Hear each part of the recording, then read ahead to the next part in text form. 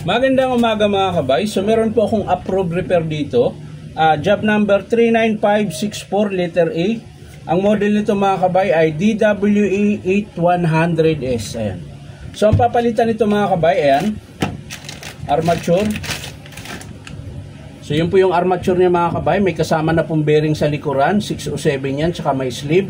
Ang sa harap ay walang bearing. So yung luma niya nandito, babalik natin dito. Tapos carbon brass, ayan, binuksan ko na ito. Ayan. So yan po yung ikakabit natin dito sa model na DWE 8100S. So tara mga kabay, samahan nyo po ako, kakabit natin. So yan mga kabay, nabuksan na natin yung kanyang screw. So hugutin na po natin ito. Ayan. Tataktak lang natin at baka ayun, naiwan yung sleeve na luma, so kailangang tanggalin yon.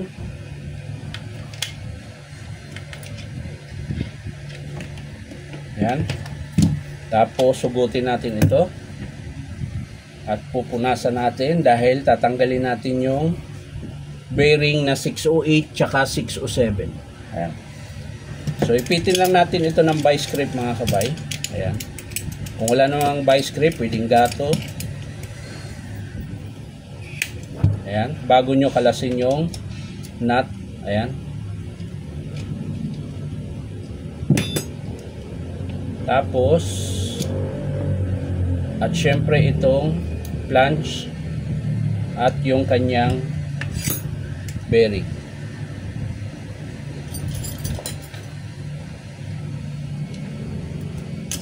Yun. So ito yung lumang bearing mga armature mga kabay.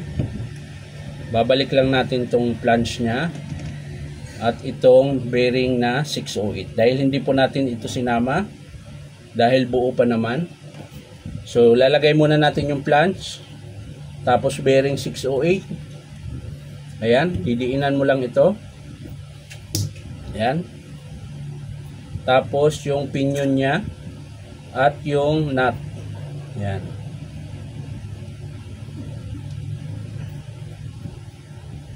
Tapos ito mga kabay, sapinan nyo lang kung mayroon kayong pang sapin dyan na basahan.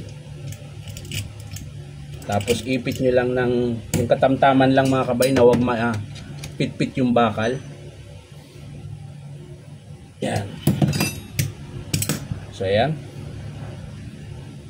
So okay na siya mga kabay. So pwede na natin to ikabit. Ayan, salpak natin.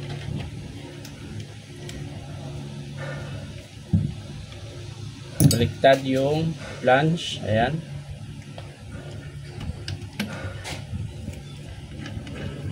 Ayan, pwede na natin higpitan yung screw nya.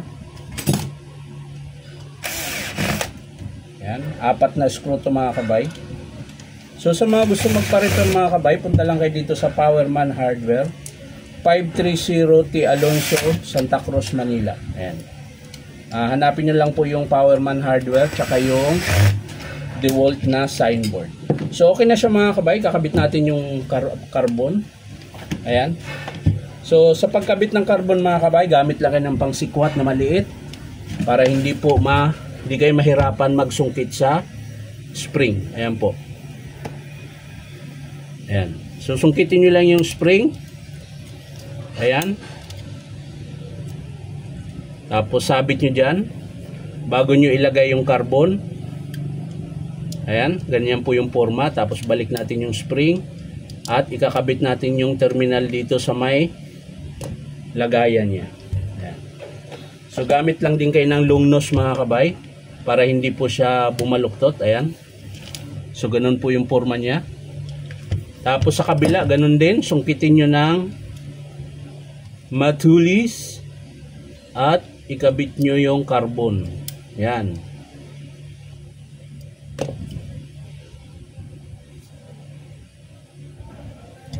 So yan mga kabay.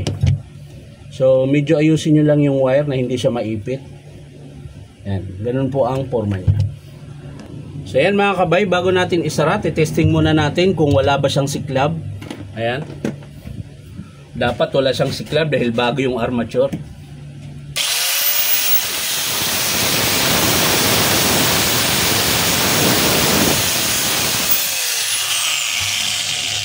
So yan mga kabay, wala po siyang siklab. So isasara na natin.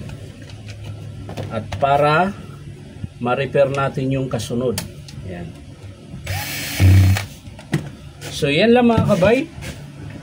Maraming salamat sa panunood at palike and share na rin po. So ito po yung pinalitan natin na luma. Ito yung sira na armature. Ayan. Yung carbon, wala po siyang carbon sleeve. Ito po yung luma niya. Ayan. So yan lang mga kabay. Maraming salamat sa panunood at palike and share na rin po. At syempre po baka naman pwede makahingi sa inyo ng isang subscribe dito po sa aking YouTube account na Inom Tabay. So maraming salamat. Bye bye.